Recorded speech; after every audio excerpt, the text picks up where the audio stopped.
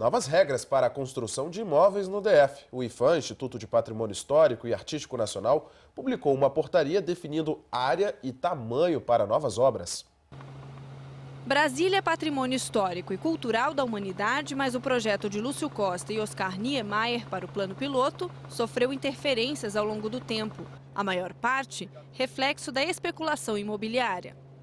Só que agora o IPHAN adotou novos limites e diretrizes para a ocupação do Distrito Federal. Uma portaria publicada nesta quarta-feira traz mudanças imediatas para novas construções. A intenção é que, assim como no projeto original, Brasília possa ser percebida de vários pontos do DF. Se não se tomam algumas medidas mais fortes, mais radicais, hoje ele tende a desaparecer dentro de uma área urbana igual a qualquer outra. Foi definida uma área de conservação ambiental e o território dividido em 6 regiões. A primeira abrange o Parque Nacional de Brasília. O segundo setor compreende uma faixa de 500 metros situada ao lado do Parque Nacional, próximo ao Lago Oeste, em Sobradinho. A terceira região engloba principalmente o Guará, Águas Claras, Vicente Pires e Núcleo Bandeirante. O quarto setor atinge o Riacho Fundo 1 e 2 e parte do Parque Way.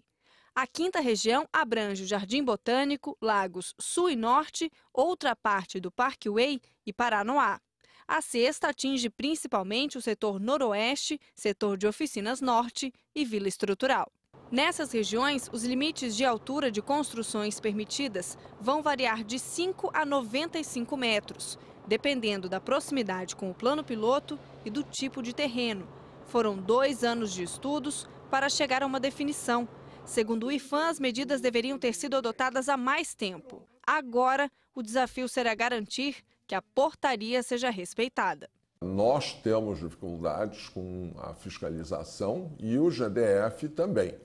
A gente confia que a AGFIS pode ser a parceira principal nesse processo e nós vamos fazer todos os esforços para aumentar a nossa fiscalização.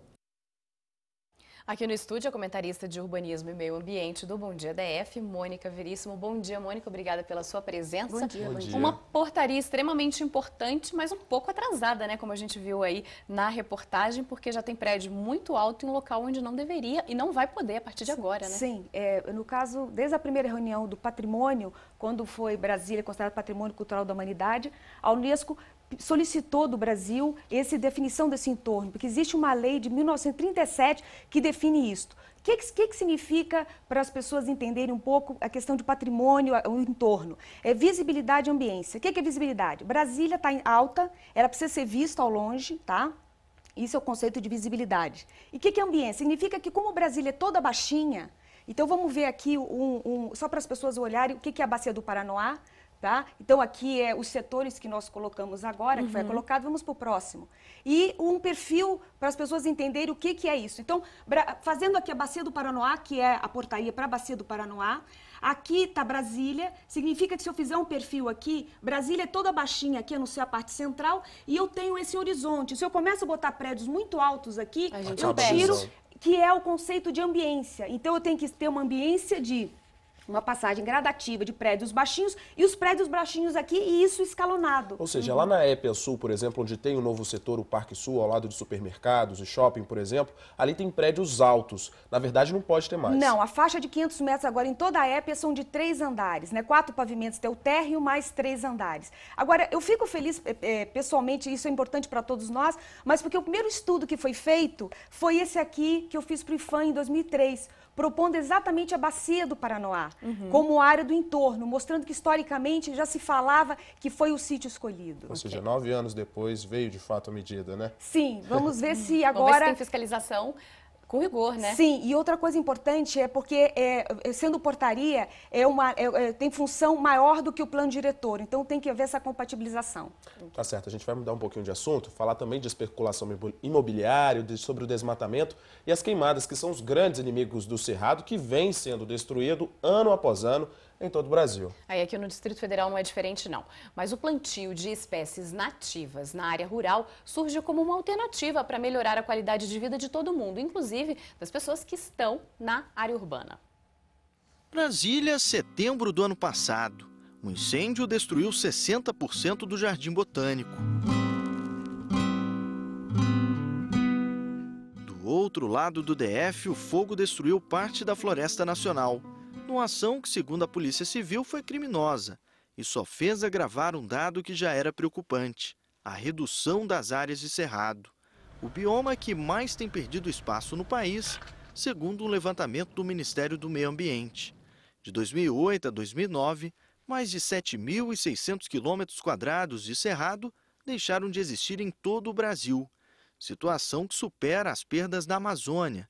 É 4 vezes maior que a área perdida de Caatinga e 30 vezes mais que o prejuízo na Mata Atlântica. Tudo agravado pelos desmatamentos em áreas rurais, muitas vezes para o plantio de lavouras ou produção de carvão, o que para o secretário de Agricultura é um problema do passado. Segundo ele, a situação está controlada e hoje os prejuízos estão sendo amenizados com o plantio de espécies nativas, que são doadas pelo governo para recuperar áreas devastadas. Muitas dessas áreas foram desmatadas durante um período muito forte de fomento da agricultura em todo o Cerrado brasileiro e levou à ocupação de muitas áreas que não deveriam ter sido ocupadas. Hoje existe a necessidade, a legislação exige que o agricultor proceda à recuperação dessas áreas, assuma compromisso para que essas áreas tenham de volta a vegetação original. Em 5 meses, mais de 120 mil mudas foram distribuídas, o que, segundo essa doutora em ecologia, tem ajudado a recompor a mata nativa da região. Você tendo as unidades isoladas, você não vai ter o processo evolutivo natural acontecendo. E com o restabelecimento desses corredores ecológicos, você poderá estar incentivando a migração de genes, de animais entre essas unidades e interligando elas a outros conjuntos maiores dentro do bioma cerrado como um todo. Se no campo a situação está melhor, na cidade não é bem assim.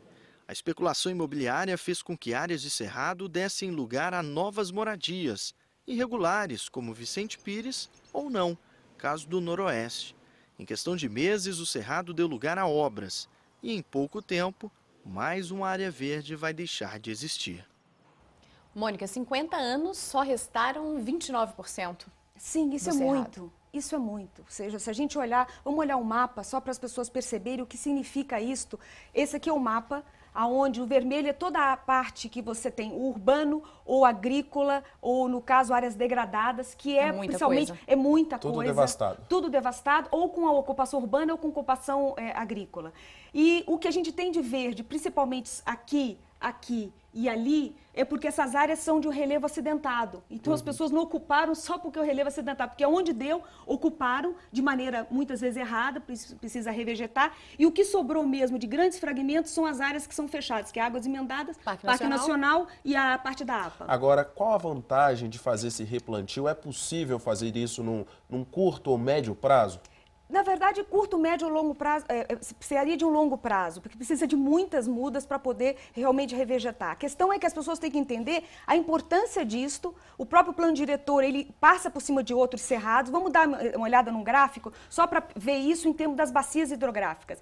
Em termos do DF inteiro, isso aqui toda é a parte urbana, ou rural ou agrícola, 71% rural ou áreas degradadas, 71% do DF é de áreas humanas, 10% das áreas preservadas que eu mostrei, mais protegidas, 19% estão no restante do DF, então mostra que é bastante. Vamos ver um outro gráfico que é sobre isso nas bacias. Olha, aqui em todas as bacias hidrográficas, do preto, que foi a área agora mostrada na reportagem, é a parte agrícola que só sobrou 8% de vegetação nativa, tá? Para ter uma ideia, o Lago Descoberta, onde 62% da população bebe água, você tem 15% só de vegetação. E no caso do Lago Paranoá, que a gente vai beber água, tirando o Parque Nacional e a APA, nós teríamos só 10% de vegetação. Então, o Parque Nacional e a APA representam 53% da vegetação. Ok, Mônica, obrigada pela sua presença aqui no estúdio. Bom dia para você, obrigada. Obrigada, bom dia. Bom dia.